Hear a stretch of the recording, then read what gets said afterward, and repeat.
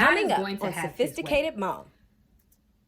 Yeah, I was gonna say like something really philosophical after that, but I mean, I guess there really isn't anything to say except for don't try to hang on to stuff that God is trying to tear away from you, because ultimately God is going to have his way, and ultimately God does have a reason for it. So yeah.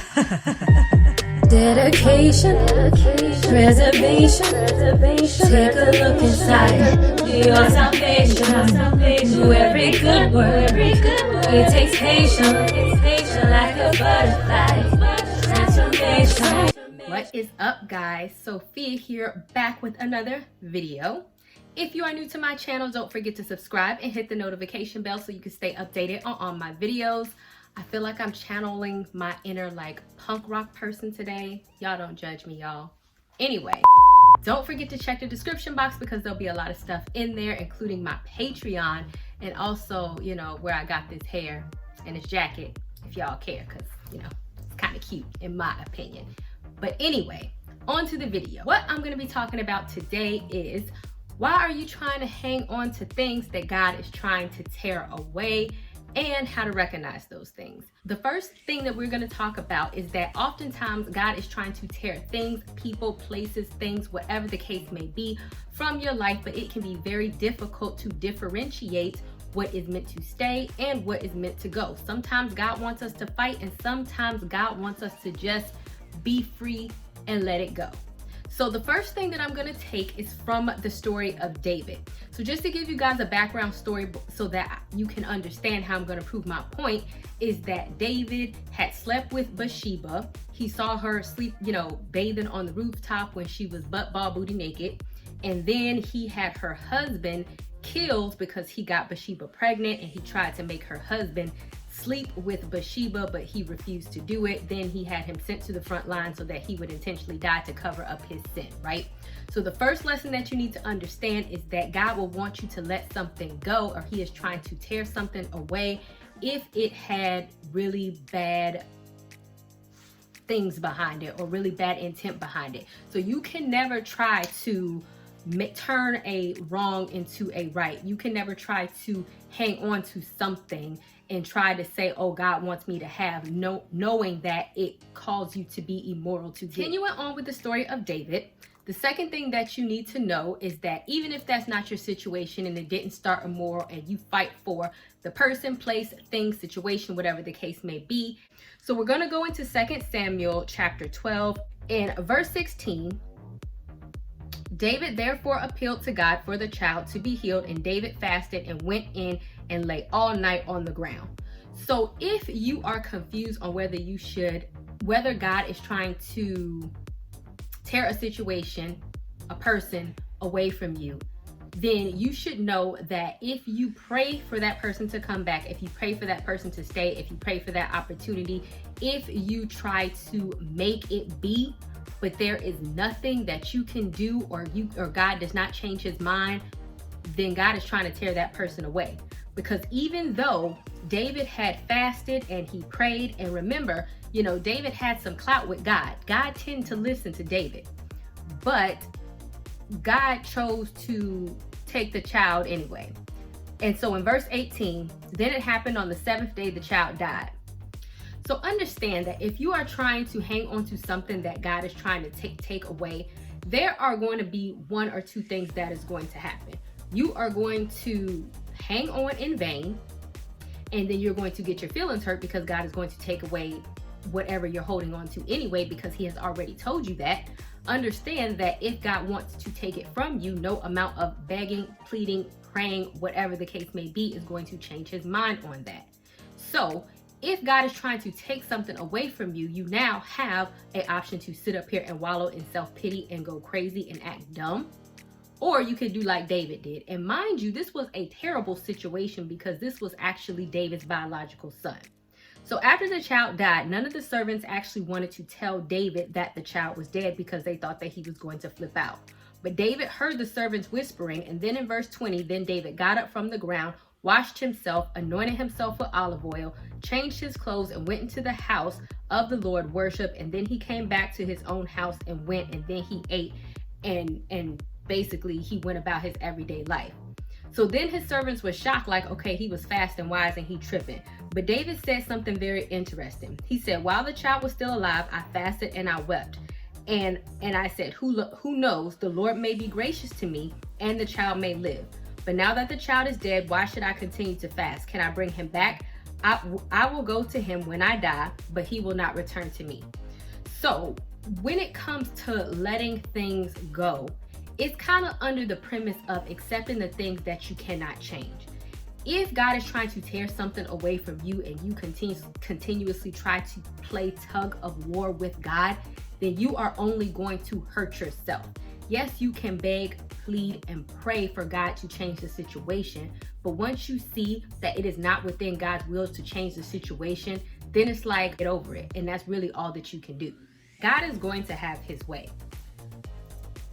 Yeah, I was gonna say like something really philosophical after that, but I mean, I guess there really isn't anything to say except for don't try to hang on to stuff that God is trying to tear away from you, because ultimately God is going to have his way, and ultimately God does have a reason for it. So yeah. All right, moving on to my next point. So now, as in the case of King David, and I don't mean to make light of the situation with David's, child dying. That is a very sensitive situation. David had many more children. His child, Solomon from Bathsheba, actually ended up becoming king, and that was a child that he had within wedlock. So I guess ultimately the point is that sometimes we get so caught up in hanging on to what God is taking away now, that if David would have stayed in the same spot and refused to heal, then he would have never had Solomon, which was the wisest and the richest king, and he would have not moved forward to a future. It's not to say that one child replaces the other, but ultimately God does take stuff away, but he also giveth. God giveth and he taketh away. It's not like God just wants to take and take and take and take and take and take and take and take from you just to watch you be miserable. An element of God taking away things from you is also an element of trusting that he is going to replace something else with it, and that he is all knowing, and he is all knowing of the future, and that he knows what he's doing. So you have to just trust in that. So now moving on to, you have to let go of the things that God are trying to take away and not wallow in self-pity. Because just like I was saying, there could be something better in the future if you just allow it. So we're actually going to back up in time in the Bible, and we're going to actually go to Samuel. So Samuel was the one who anointed King David, but the Bible verse that I'm about to read is actually before David got anointed as king. And so what had happened was Samuel anointed Saul as king, and that was like the first king of Israel, and it was like real exciting. And so Samuel had a big attachment to Saul, right? But Saul did something stupid. We're not even gonna go into that, and God removed his grace from Saul. So Samuel was like in this rut, like he just could not get over it. So this is where we're gonna pick up from 1 Samuel chapter 16 verse 1. The Lord said to Samuel, how long will you grieve for Saul when I have rejected him as king over Israel? Fill your horns with oil and go. I will send you to Jesse the Bethlehemite, for I have chosen a king for myself among sons. So at the end of the day, it's like, okay, are you going to, it's like God may have already told you that he don't want you to be with this person, that he don't want you to do this, that he don't want you at a job, that he don't want you at this place, that he don't want. Instead of you accepting it, you want to sit and lay on the floor, and you want to sit and cry. God might sit up here and allow this nonsense for a little while, because he understands that we're people and we have emotions and we need to mourn because we don't see as he sees. But then he's going to be like, okay, you know what?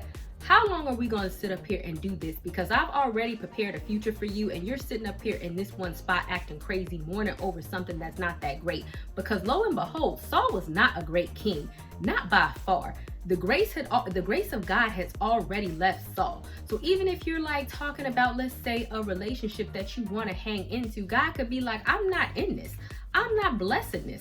I could have a better one for you in the future, but you want to stay over here with this curse behind individual whining over something that's all weak-minded, and you can go forward into the future, but you ain't trying to do that. You trying to sit up here and mourn over something that you lost, knowing that Saul was not a great king, knowing that he didn't listen to me, and knowing that he's done wrong. Why?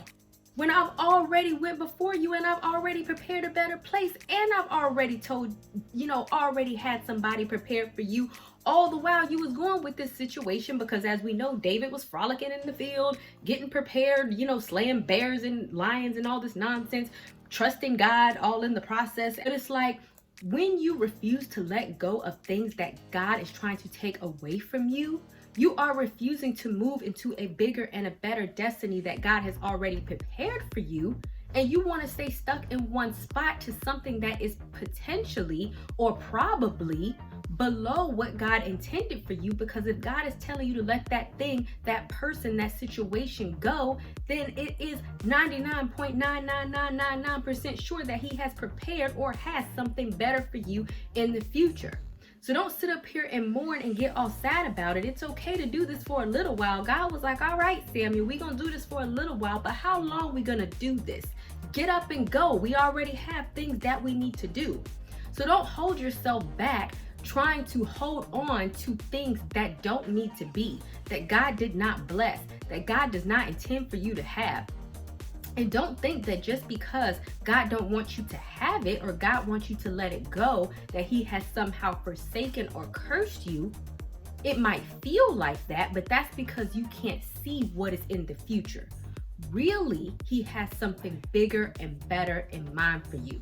And that's why you have to trust that God knows what He's doing and let go of things that He's trying to take away. All right, guys, it's been real. Thank you guys so much for watching. I would love to know, have you ever had any situations, jobs, and or experiences that God was telling you to let go that you didn't let go? Did you face any repercussions for that? Did you go and face anything better because of that? Don't forget to subscribe, and I will see you guys another day, another time. Bye, y'all.